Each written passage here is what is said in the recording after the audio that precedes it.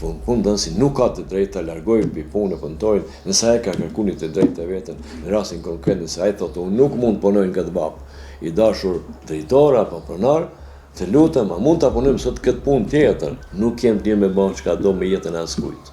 Punëtori vjen i shëndosh në punë, do të ketë i shëndosh në shtëpi. Temperaturat e larta bëjnë pjesë në faktorët të rrezikut që ne i quajmë faktor fizik, dëmtues fizik. Ku janë temperaturat të larta, të ulta, lagështiat e ndryshme i quajmë dëmtues fizik. Dhe duhet ruhemi shumë, sepse nga kjo mund të shpesh herë na ndodh nga temperaturat e larta që ne e quajmë një shok emergjent quhet. Pse shok? Se si rastin që e biseduam më herë, një rast që aty për aty ndodhi bia livanosët punëtori, prandaj quhet shok i emergjencë, duhet të shohet shpejt në emergjencë.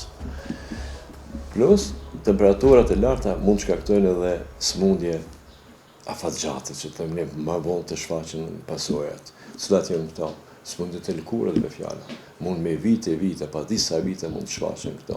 Dhe ne mos ta dim nga na erdhen këto njolla apo ky dëmtim i lëkurës apo deri kanceri i lëkurës. Prandaj, është urgjente që në temperaturat të larta, çdo kompani që bën punët e saj në natyrë, në ambientet e hapura, ku janë temperaturat larta nga dielli, po kemi edhe temperaturat larta edhe ndonjë prodhim në një fura metalike apo fura të ndryshme ku zhvillohet energjia.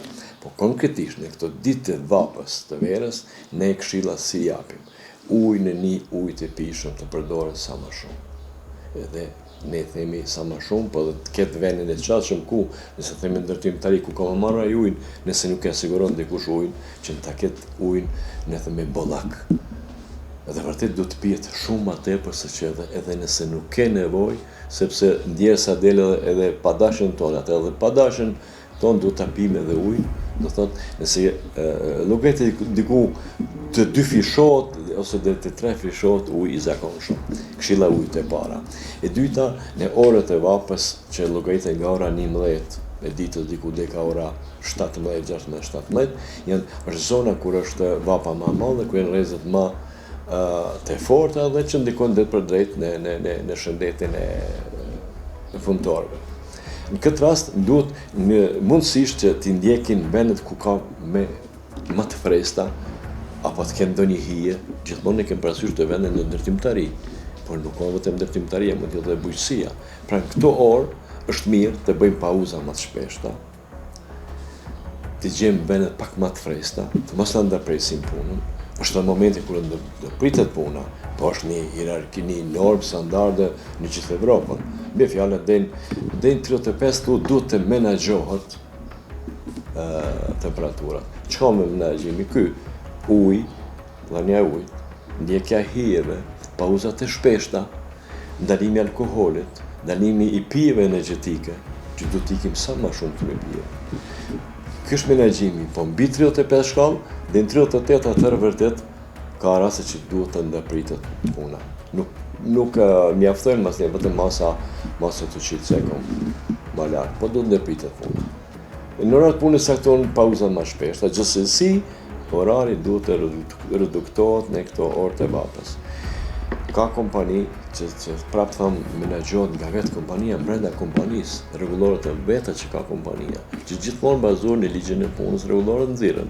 Dhe në këtë rast, mund të se pauzohet, mund të bën 4 orë para dite, pas një pauzë edhe një normë tjetër për 4 orë, ta bëjnë një normë të plotë. Fundja fundit kjo nuk do të zgjatë shumë, kjo zgjat një muaj. Sidomos në rajonin tonë, ku jemi në Ballkan, një muaj gjysmë do kemi më shumë vap, që të themi ta ndërpresim punën 2 javë, mos punojmë fare.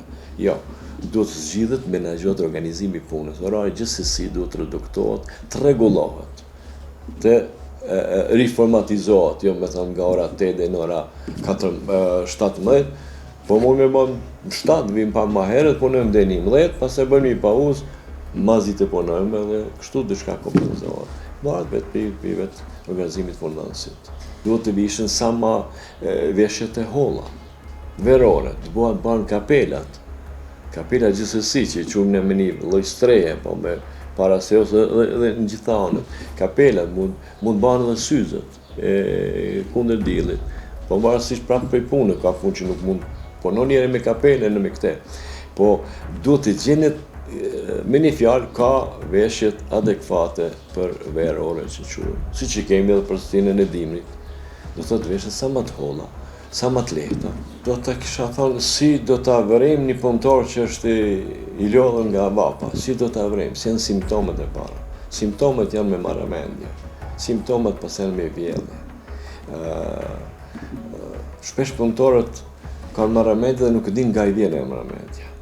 Edhe ne hezitojmë, jo, në vap marrëmendja është e para, vjelljet e ndryshme, lodhjet. Edhe prandaj kohë që kam marrë është një që quhet shok terapia ose shok emergjenci, në ato raste i vjet fikët punëtorit dhe duhet ta qëmë në emergjencë.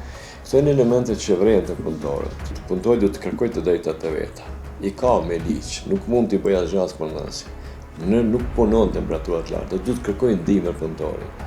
Punonësi duhet t'i afrojë këtë ndihmë. Mbi punëtorët dhe punonësit është një kontroll shtetëror.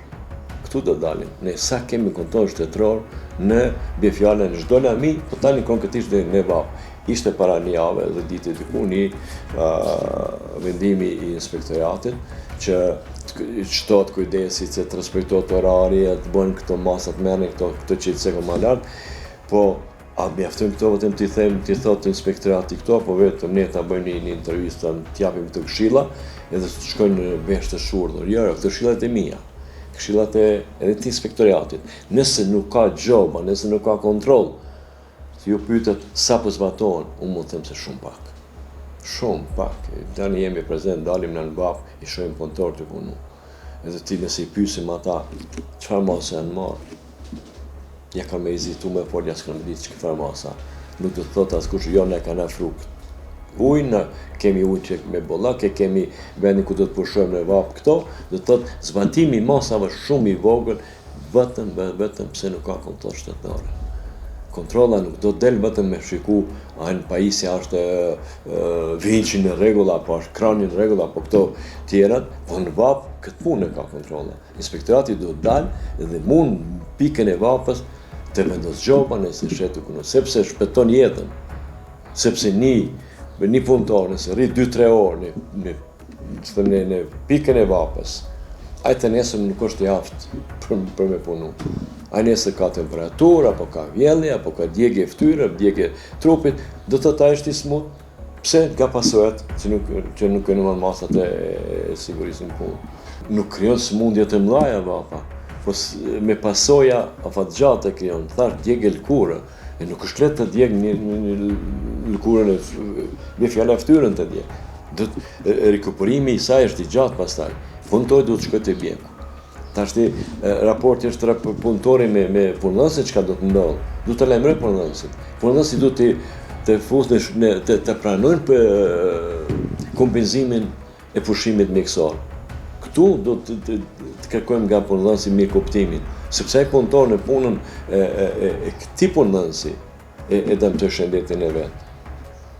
Pra po kthehemi, punonësi duhet të jetë shumë i kujdesshëm, duhet të përdorë edhe moralin edhe ligjin. Ligji e obligon të kujdeset për punëtorin. Nuk është punë vullneti që punonësit sillet me punëtorin si do vetë. Jo, është obligim i punonësit me mbrojtë punëtorin. Edhe me anë të drejtat e tij. Nëse e ka marrë VAP-a, nëse t'ja kompenzojë edhe pushimin mjekësor. Tash për momentin i kemi në Kosovë me ndërtimin, sepse është bërë alarmi i madh i ndërtimit edhe me fatkeqësitë që përndojnë ndërtim. Po, domosdoshmë ndërtimi është bërë në natyrë dhe patjetër është si veprimtari ndërtimi. Po kemi bujqësi, e kemi komunikacionin, e kemi bjefjala policët të rinë në rrugë. Edhe është punë i tij, nuk është vetëm ndërtimtaria. Çdo punë që bën në hapësirë verore, tani për moment si që jemi ne, është e atakuar me faktorin e nxehtësisë, i cili shkakton këto dëme që ne tani gjithkohë jemi thënë si të mbrohemi nga këto. Do të nuk është vetëm ndërtimtaria. Këshilla parë për mua është inspektorati të derë sa më shumë të re. Po nuk duhet inspektorati, kohë kemi. Kohë kemi, jemi sektorin privat. Sikush e shikojmë vetëm pjesën e fitimit, shumë pak merrem me jetën e gjendjen e sigurisë së shëndetit punëtorëve. Do të puna parë inspektoriati. Puna e dytë është të punënësit dhe i treta vetë punëtori. Ligji edhe të fundit ligji i ka caktuar të drejtën e punëtorëve që të refuzojnë punën, edhe që punëdhënësi nuk ka të drejtë të largojë për punë e punëtorin, nëse ai ka kërkuar të drejtë të vetën, në rastin konkret nëse ai thotë unë nuk mund të punoj në këtë bab, i dashur drejtor apo pronar, të lutem, a mund ta punojmë sot këtë punë tjetër, se unë nuk jam në gjendje të punoj. Edhe këtë duhet ta ketë parasysh punëdhënësi. Nëse jo, ai ka të drejtë të ankese. Ku ta thirrë inspektoriatin. Fundi anonime. Unë shpej që të punëtorëve, në anonime thirrë inspektorin, do t'ju del ndihmë. Nuk është që nuk e del ndihmë. Del inspektorati. Po unë dëshoj që inspektorët të dalin pa ftesë punëtorëve. Se gjithsesi del me ftesë, po del sepse sigurisht netin punë është paramikësia më që. Desa s'ka ndodhur fatkeqësia, desa s'ka ndodhur smundja. Ne jemi pjesë e mbrojtjes së shëndetit. Jemi në një farë mënyrë, unë them pjesë e shëndetësisë. Se kur ndodh fatkeqësia ne ekspertë nuk kemi punë. Aty ka punë gjyqësia, ka punë mjekësia dhe përfundon pjesa jonë. Po deri këtu ne duhet të jemi shumë megjithatë shumë human ndaj punëtorëve. Shpesh e përmendi, punëtorët janë bashkëpunëtorë në çdo vend punës. Do të heket fjala punëtor, nuk kisha qenë vetëm bashkëpunëtor.